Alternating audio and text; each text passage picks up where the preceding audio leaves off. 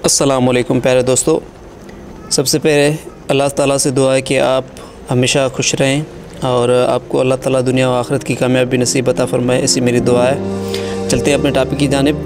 दोस्तों, ये दो सेंटेंस हैं हमारे सामने जो हैं। जब भी 3:45 हैं या कोई और फिगर आता है तो इंग्लिश में हम इसे दो सेंटेंस में कह सकते हैं। यानी एक सेंटेंस ये है इट्स 3:45 नाउ। ये सेंटेंस है इट्स 3:45 नाउ।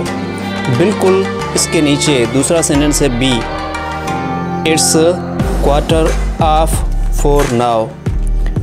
दोनों में जो फ़र्क अगर आप देखेंगे तो यहाँ पर जो है वो ऑफ है और यहाँ पर जो है वो ट्रू है। सिर्फ इतना ही फ़र्क है, बाकी सेंटेंस जो है वो बिल्कुल सेम ही है। इसमें है इट्स 4:15 नाउ, इसमें है इट्स 4:15 नाउ। सेंटेंस तो दोनों ही सेम है। फ़र्क क्या है दोस्तों? सेंटेंस दोनों सही है, इसमें एक सेंटेंस भी गलत नहीं है। ये सेंटेंस जो है ब्रिटिश इंग्लिश का है। ब्रिटिश इंग्लिश में अगर हम लिखेंगे सेंटेंस को तो यहाँ पर आप नहीं लिखेंगे, हम यहाँ पर टू लिखेंगे, और अमेरिकन इंग्लिश में हम इसे यहाँ पर आप लिखेंगे। सिर्फ यही फ़र्क है। और हमारे यहाँ जो इंग्लिश चलती है वो ये ब्रिटिश चलती है। हम ये जुमला लिखेंगे हमारी कंट्री पाकिस्तान में।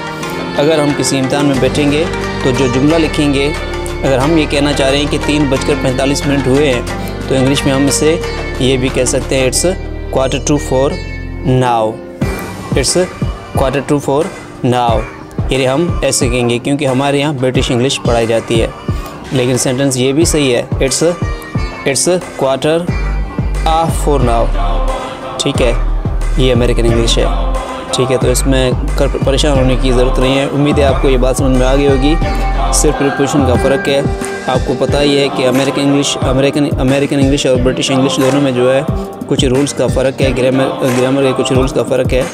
तो उसी वजह से ब्रिटिश में टू आया था और यहाँ पर अमेरिकन के सेंटेंस में आप आया था।